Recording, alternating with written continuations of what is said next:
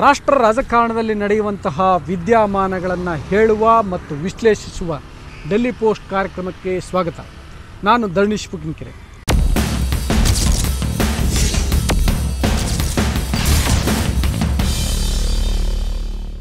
Rahul Gandhi AICC ಅಧ್ಯಕ್ಷರಾದ ಮೇಲೆ ನಿಧಾನಕ್ಕೆ ಕಾಂಗ್ರೆಸ್ ಪಕ್ಷದಲ್ಲಿ ಬದಲಾವಣೆಯನ್ನು ತರ್ತಿದ್ದಾರೆ. ಈಗ ಒಂದು ದೊಡ್ಡ ಬದಲಾವಣೆಯನ್ನು ಮಾಡಿದ್ದಾರೆ.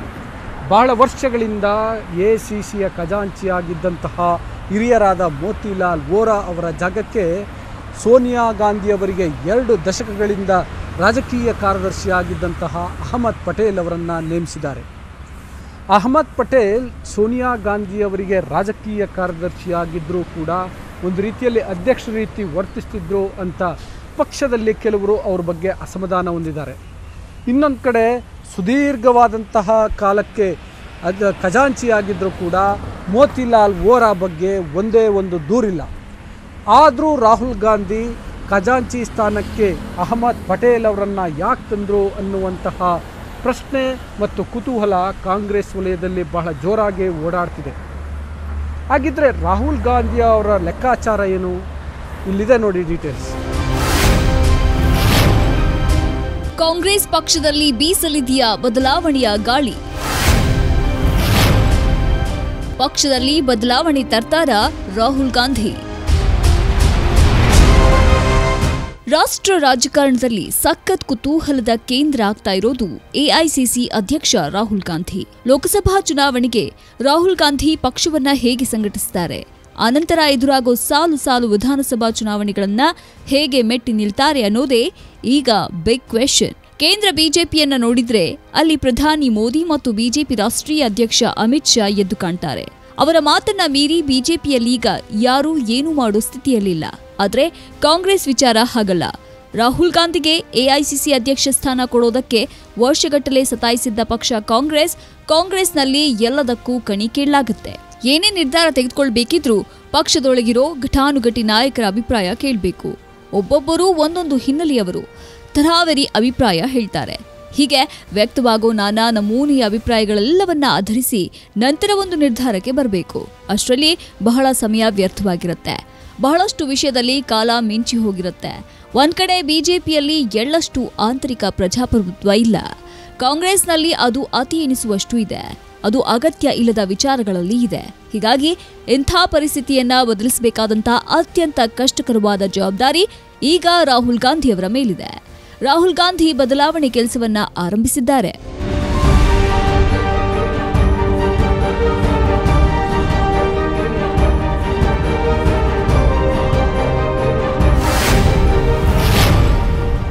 ಮುಂಬರುವ ಚುನಾವಣೆಗಳ ಮೇಲೆ ಕಾಂಗ್ರೆಸ್ ಕಣ್ಣು. ಬಿಜೆಪಿ ಬಳಿ ಈಗ ಅಧಿಕಾರ ಇದೆ. ದೇಶಾದ್ಯಂತ ನೆಟ್ವರ್ಕ್ ಇದೆ, ಸಂಘಟನೆ ಇದೆ, ಜೊತೆಗೆ ಸಂಪನ್ಮೂಲವೂ ಇದೆ. ಹಾಗಾಗಿ ಮುಂದಿನ ಲೋಕಸಭಾ ಚುನಾವಣೆಗೆ ಬಿಜೆಪಿ ಭರ್ಜರಿ ತಯಾರಿ ಮಾಡ್ತಿದೆ. ಆದ್ರೆ ಕಾಂಗ್ರೆಸ್ ವಿಚಾರ ಭಿನ್ನ. ಕಾಂಗ್ರೆಸ್ ಬಳಿ ಈಗ ಅಧಿಕಾರವೂ ಇಲ್ಲ, ಹಣವೂ ಇಲ್ಲ. ಈ ಎರಡೂ ಇಲ್ಲದಿದ್ರೆ ಸಂಘಟನೆ ಮಾಡೋದು ಕಷ್ಟ ಮತ್ತು ಚುನಾವಣೆ ಎದುರಿಸೋದು ಕಷ್ಟ. ಅದರಿಂದಾಗಿಯೇ ಈಗ ಮುಂಬರುವ ರಾಜಸ್ಥಾನ, ಮಧ್ಯಪ್ರದೇಶ, ಛತ್ತೀಸ್ಗಢ ರಾಜ್ಯಗಳ ವಿಧಾನಸಭಾ ಚುನಾವಣೆ, ಆನಂತರ ಬರುವ ಲೋಕಸಭಾ ಚುನಾವಣೆ, ಅದರ ಬಳಿಕ ಬರುವ ಸಾಲು ವಿಧಾನಸಭಾ ಚುನಾವಣೆಗಳನ್ನ ದೃಷ್ಟಿಯಲ್ಲಿ ಇಟ್ಕೊಂಡು ರಾಹುಲ್ ಗಾಂಧಿ ಅದಕ್ಕೆ ತಕ್ಕಂತೆ ಎಐಸಿಸಿಯನ್ನ ಪುನರ್ರಚನೆ ಮಾಡಲು ಮುಂದಾಗಿದ್ದಾರೆ. ಈ ವಿಚಾರದಲ್ಲಿ ಈಗಾಗಲೇ ಬಹಳಷ್ಟು ರಾಜ್ಯಗಳ ಉಸ್ತುವಾರಿ ಪ್ರಧಾನ ಕಾರ್ಯದರ್ಶಿಗಳನ್ನ ಬದಲು ಮಾಡಿದ್ದಾರೆ. ಎಲ್ಲಕ್ಕಿಂತ ಮುಖ್ಯವಾಗಿ ಎಐಸಿಸಿಯ ಖಜಾಂಚಿ ಸ್ಥಾನಕ್ಕೆ ಅಹಮದ್ ಪಟೇಲ್ ಅವರನ್ನ ತಂದು ಕೂರಿಸಿದ್ದಾರೆ.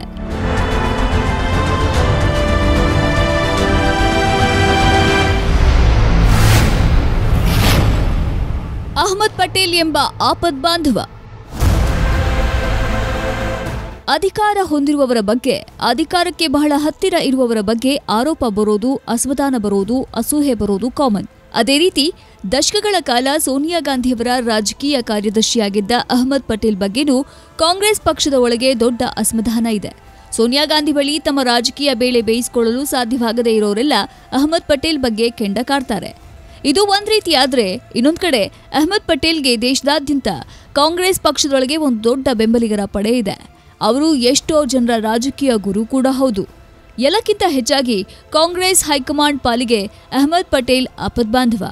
ಅದು ರಾಷ್ಟ್ರ ರಾಜಕಾರಣದಲ್ಲಿರಬಹುದು ಅಥವಾ ರಾಜ್ಯಗಳ ಮಟ್ಟದಲ್ಲಿರಬಹುದು. ಯಾವುದೇ ಬಿಕ್ಕಟ್ಟು ಸೃಷ್ಟಿಸಿದ್ರೂ ಪಕ್ಷಕ್ಕಾಗಿ ಕೆಲಸ ಮಾಡುವ ವ್ಯಕ್ತಿ.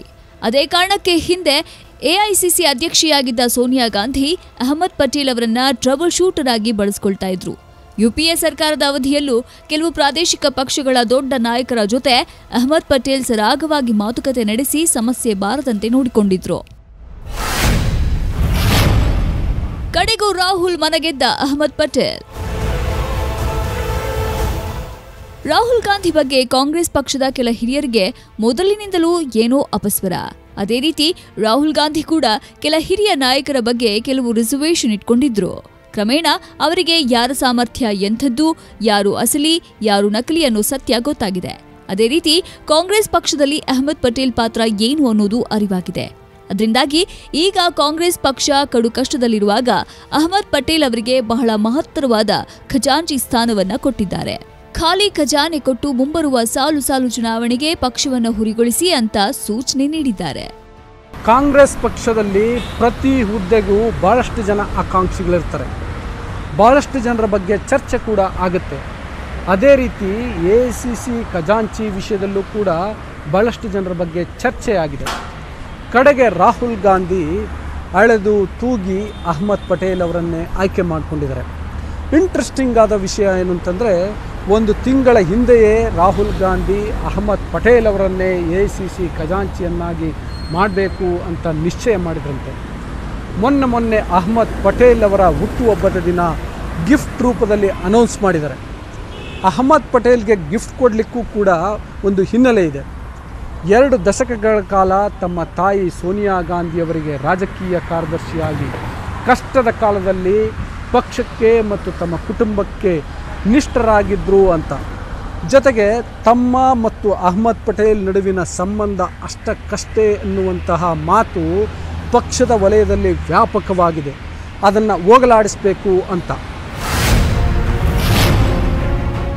ಹಲವು ಶ್ರೀಮಂತರನ್ನೊಳಗೊಂಡ ಬಡ ಪಕ್ಷ ಕಾಂಗ್ರೆಸ್. ಎಸ್, ಕಾಂಗ್ರೆಸ್ ಪಕ್ಷ ಈಗ ನಿಜಕ್ಕೂ ಕಷ್ಟದಲ್ಲಿದೆ. ಅದು ಅಧಿಕಾರದಲ್ಲಿ ಇಲ್ಲ ಅನ್ನೋ ಕಾರಣಕ್ಕೆ ಮಾತ್ರವಲ್ಲ, ಅದಕ್ಕೂ ಮಿಗಿಲಾಗಿ ಸಂಘಟನೆಗೆ ಮತ್ತು ಚುನಾವಣೆಗಳನ್ನು ಎದುರಿಸಲು ದುಡ್ಡಿಲ್ಲದೆ. ಕಾಂಗ್ರೆಸ್ ಪಕ್ಷದಲ್ಲಿ ಸಾವಿರಾರು ಕೋಟಿ ಬೆಲೆ ಬಾಳುವ ಸಾವಿರಾರು ಜನ ಇದ್ದಾರೆ.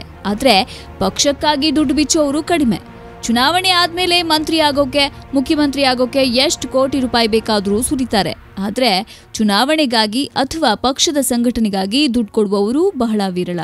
ಎಂಥ ಪರಿಸ್ಥಿತಿ ಇರೋದ್ರಿಂದ ಪಕ್ಷದೊಳಗೆ ಸಂಪನ್ಮೂಲ ಕ್ರೋಢೀಕರಿಸುವ ಶಕ್ತಿ ಯಾರಿಗಿದೆ ಅನ್ನೋದನ್ನ ರಾಹುಲ್ ಗಾಂಧಿ ಲೆಕ್ಕ ಹಾಕಿದ್ದಾರೆ. ಈಗಾಗಲೇ ಹೇಳಿದಂತೆ ಅಹಮದ್ ಪಟೇಲ್ ಅವರಿಗೆ ದೇಶದಾದ್ಯಂತ ದೊಡ್ಡ ಬೆಂಬಲಿಗರ ಪಡೆ ಇದೆ. ಪಕ್ಷದ ಹೊರಗೂ ಅಹಮದ್ ಪಟೇಲ್ ಅವರಿಗೆ ದೊಡ್ಡ ಸಂಪರ್ಕ ಇದೆ. ಪಕ್ಷದ ಒಳಗಿನವರಿರ್ಲಿ ಹೊರಗಿನವರಿರ್ಲಿ ಅಹಮದ್ ಪಟೇಲ್ ಹೇಳಿದ್ರೆ ದುಡ್ಡು ಕೊಡೋರು ಬಹಳ ಜನ ಇದ್ದಾರೆ. ಇದೇ ಕಾರಣಕ್ಕೆ ಅಹಮದ್ ಪಟೇಲ್ ಅವರಿಗೆ ಈ ಪ್ರಮುಖ ಜವಾಬ್ದಾರಿ ನೀಡಲಾಗಿದೆ. तो कहीं ना कहीं 2019 का चुनाव है और एक बड़ी चुनौती है कांग्रेस के सामने, क्योंकि पार्टी अभी हम कह सकते हैं कि बहुत फंड नहीं है पार्टी के पास, और लगातार कांग्रेस भी ये कहती रही है कि वो उनके पास उतने पैसे नहीं है कि 2019 में बीजेपी का मुकाबला कर सके. तो एक ऐसा नेता, एक ऐसा बड़ा चेहरा जो इन चीज़ों के लिए जाने जाते हैं, कहीं ना कहीं सरकार में रहते हुए भी और आज भी पार्टी में अहमद पटेल की वो भूमिका है जो चुनाव में जो संसाधन है उसको जुटाने के लिए सक्षम नेता माने जाते हैं. तो एक अच्छा फैसला, एक बड़ा फैसला है कांग्रेस की तरफ से 2019 के चुनाव के लिए. ವೀರಪ್ಪ ಮೊಯ್ಲಿ, ಕಮಲ್ನಾಥ್ ಅವರಿಗೂ ಇತ್ತು ಅವಕಾಶ. ಇದಕ್ಕೂ ಮೊದಲು ಕೇಂದ್ರದ ಮಾಜಿ ಸಚಿವರಾದ ಕಮಲ್ನಾಥ್ ಮತ್ತು ವೀರಪ್ಪ ಮೊಯ್ಲಿ ಹೆಸರುಗಳ ಬಗ್ಗೆ ಚರ್ಚೆಯಾಗಿದೆ. ಇವರಿಬ್ಬರು ಕಾರ್ಪೊರೇಟ್ ವ್ಯವಹಾರಗಳ ಸಚಿವರಾಗಿದ್ರು.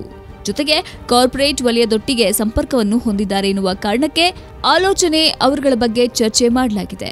ಆದರೆ ಸದ್ಯಕ್ಕೆ ಕಾರ್ಪೊರೇಟ್ ವಲಯ ಕಾಂಗ್ರೆಸ್ ಬಗ್ಗೆ ಮುನಿದಿರೋದ್ರಿಂದ ಅವರನ್ನ ಮನವೊಲಿಸುವ ಅಥವಾ ಅದು ಸಾಧ್ಯವಾಗದೇ ಇದ್ರೆ ಬೇರೆ ಮೂಲದಿಂದ ಸಂಪನ್ಮೂಲವನ್ನ ಹುಡುಕಿ ತರುವಂತಹ ಸಾಮರ್ಥ್ಯವುಳ್ಳ ಅಹಮದ್ ಪಟೇಲ್ ಅವರೇ ಸೂಕ್ತ ಅಂತ ನಿರ್ಧರಿಸಲಾಗಿದೆ.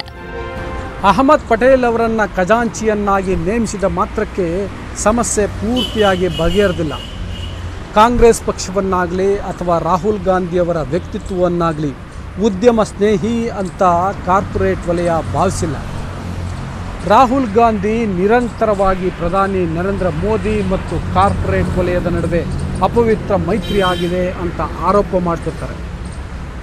ಪ್ರಧಾನಿ ನರೇಂದ್ರ ಮೋದಿ ಕಾರ್ಪೊರೇಟ್ ವಲಯದ ಹಿತಾಸಕ್ತಿಗೆ ಅನುಗುಣವಾಗಿ ಕೆಲಸ ಮಾಡ್ತಿರ್ತಾರೆ ಅಂತ ಮೂದಲಿಸ್ತಿರ್ತಾರೆ. ಮೋದಿ ಸರ್ಕಾರವನ್ನು ಸೂಟ್ ಬೂಟ್ಕಿ ಸರ್ಕಾರ ಅಂತ ಟೀಕೆ ಮಾಡ್ತಿರ್ತಾರೆ. ಹಾಗಾಗಿ ಕಾರ್ಪೊರೇಟ್ ವಲಯ ಕಾಂಗ್ರೆಸ್ ಪಕ್ಷದ ಬಗ್ಗೆ ಮತ್ತು ರಾಹುಲ್ ಗಾಂಧಿಯ ಬಗ್ಗೆ ಮುಂದಿರುವಂಥದ್ದು ನಿಜ.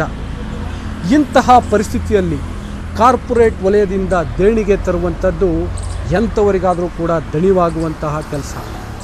ಆದರೂ ಕೂಡ ನಾನಾಗಲೇ ಹೇಳಿದಂತೆ ಅಹ್ಮದ್ ಪಟೇಲ್ ಅವರನ್ನು ಸೋನಿಯಾ ಗಾಂಧಿ ಮತ್ತು ರಾಹುಲ್ ಗಾಂಧಿ ಟ್ರಬಲ್ ಶೂಟರ್ ಅಂತ ಪರಿಗಣಿಸಿರೋದ್ರಿಂದ ಈ ರೀತಿಯ ದಣಿವಾಗುವಂತಹ ಅಥವಾ ಕಷ್ಟ ಸಾಧ್ಯವಾಗುವಂತಹ ಕೆಲಸಕ್ಕೆ ಹಚ್ಚಿದ್ದಾರೆ. ಕಾಂಗ್ರೆಸ್ ಬಗ್ಗೆ ಮುರಿದಿದೆಯಾ ಕಾರ್ಪೊರೇಟ್ ವಲಯ?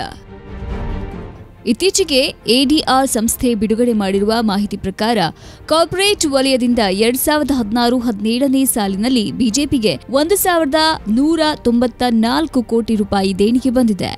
ಕಾಂಗ್ರೆಸ್ ಪಕ್ಷಕ್ಕೆ ಬಂದಿರೋದು ಕೇವಲ 599 ಕೋಟಿ ರೂಪಾಯಿ. ಇದರಿಂದಾನೇ ಗೊತ್ತಾಗುತ್ತೆ ಕಾರ್ಪೊರೇಟ್ ವಲಯ ಬಿಜೆಪಿ ಬಗ್ಗೆ ಯಾವ ನಿಲುವು ಹೊಂದಿದೆ, ಕಾಂಗ್ರೆಸ್ ಬಗ್ಗೆ ಅದರ ನಿಲುವೇನು ಅಂತ. ಹಾಗಂತ ಕಾರ್ಪೊರೇಟ್ ವಲಯವನ್ನ ಕಡೆಗಣಿಸೋದಕ್ಕೂ ಸಾಧ್ಯ ಇಲ್ಲ. ಯಾಕೆಂದ್ರೆ ಬೇರೆ ಯಾವ ಮೂಲದಿಂದಲೂ ಇಷ್ಟೊಂದು ದೊಡ್ಡ ಪ್ರಮಾಣದ ದೇಣಿಗೆ ಬರೋದಿಲ್ಲ. ಹಾಗಾಗಿ ಈಗ ಹೇಗಾದ್ರೂ ಮಾಡಿ ಕಾರ್ಪೊರೇಟ್ ವಲಯವನ್ನ ವಿಶ್ವಾಸಕ್ಕೆ ತೆಗೆದುಕೊಳ್ಬೇಕು. ಕಾರ್ಪೊರೇಟ್ ವಲಯದಲ್ಲಿ ಬಿಜೆಪಿ ಬಗ್ಗೆ ಅಸಮಾಧಾನ ಇರುವವರನ್ನ ಹುಡುಕ್ಬೇಕು, ಅಂಥವರಿಂದ ದೇಣಿಗೆ ತರಬೇಕು. ಪಕ್ಷದೊಳಗಿನ ಕುಳಗಳಿಂದಲೂ ದುಡ್ಡು ಪೀಕಿಸಬೇಕು. ಕಾಂಗ್ರೆಸ್ ಪಕ್ಷದಲ್ಲಿ ಬಹಳ ವರ್ಷ ಅಧಿಕಾರ ಅನುಭವಿಸಿ ಅಪಾರ ಪ್ರಮಾಣದ ಆಸ್ತಿ ಹಣ ಮಾಡಿರುವವರ ಪಟ್ಟಿ ಬಹಳ ದೊಡ್ಡದಿದೆ. ಮೋತಿಲಾಲ್ ವೋರಾ ಈ ಶ್ರೀಮಂತ ಕುಳಗಳಿಗೆ ಪತ್ರ ಬರೆದು ವಿನಯದಿಂದ ದುಡ್ಡು ಕೇಳಿದ್ದಾರೆ. ಆದರೆ ಎಐಸಿಸಿಯ ಖಜಾನೆಗೆ ಮಾತ್ರ ಬೇಡಿಗಾಸು ಬಂದಿಲ್ಲ. ಇಂಥವರಿಂದ ಅಹ್ಮದ್ ಪಟೇಲ್ ದೇಣಿಗೆ ವಸೂಲಿ ಮಾಡಬೇಕಾಗಿದೆ. ಮೋತಿಲಾಲ್ ಅವರ ಮನವಿಗೆ ಸ್ಪಂದಿಸದಿದ್ರೂ ಅಹ್ಮದ್ ಪಟೇಲ್ ಪ್ರಭಾವಕ್ಕೆ ಮಣಿಯುತ್ತಾರೆ ಅನ್ನೋ ವಿಶ್ವಾಸ ರಾಹುಲ್ ಗಾಂಧಿ ಅವರದ್ದು. ಇದೇ ಕಾರಣಕ್ಕೆ ಎಲ್ಲರನ್ನೂ ಬಿಟ್ಟು ಅಹ್ಮದ್ ಪಟೇಲ್ ಅವರಿಗೆ ಅತ್ಯಂತ ಮಹತ್ವದ ಜವಾಬ್ದಾರಿ ನೀಡಿದ್ದಾರೆ. ಕಾಂಗ್ರೆಸ್ ಪಕ್ಷದ ಹೈಕಮಾಂಡ್ನಲ್ಲಿ ಗಾಂಧಿ ಕುಟುಂಬವನ್ನು ಹೊರತುಪಡಿಸಿ ಅತ್ಯಂತ ಮಹತ್ವ ಮತ್ತು ಪ್ರಭಾವವನ್ನು ಹೊಂದಿರುವಂತಹ ವ್ಯಕ್ತಿ ಅಹ್ಮದ್ ಪಟೇಲ್. ಈ ಅಹ್ಮದ್ ಪಟೇಲ್ ಹಿಂದೆ ಕೂಡ 2 ಬಾರಿ ಎಐಸಿಸಿಯ ಖಜಾಂಚಿಯಾಗಿದ್ದರು. ಭಾಳ ಸುದೀರ್ಘವಾಗಿ ಸೋನಿಯಾ ಗಾಂಧಿಯವರಿಗೆ ರಾಜಕೀಯ ಕಾರ್ಯದರ್ಶಿಯಾಗಿದ್ದರು. ಎಲ್ಲ ಸಂದರ್ಭಗಳಲ್ಲೂ ಸೈ ಅನಿಸ್ಕೊಂಡಿದ್ದಾರೆ. ಈಗ ಮತ್ತೊಮ್ಮೆ ಎಐಸಿಸಿಯ ಖಜಾಂಚಿಯಾಗಿದ್ದಾರೆ. ಈಗ ಕಾಂಗ್ರೆಸ್ ಪಕ್ಷಕ್ಕೆ ಒಂದು ಕಡು ಕಷ್ಟದ ಸಂದರ್ಭ. ಇದು ಅಹ್ಮದ್ ಪಟೇಲ್ ಅವರಿಗೆ ಬಹಳ ದೊಡ್ಡ ಸವಾಲಾಗಿದೆ. ಈಗ ಒಂದು ಬ್ರೇಕ್ ಆದಮೇಲೆ ಆಧಾರ್ ಬೆಳವಣಿಗೆಗಳ ಬಗ್ಗೆ ಹೇಳ್ತೀನಿ.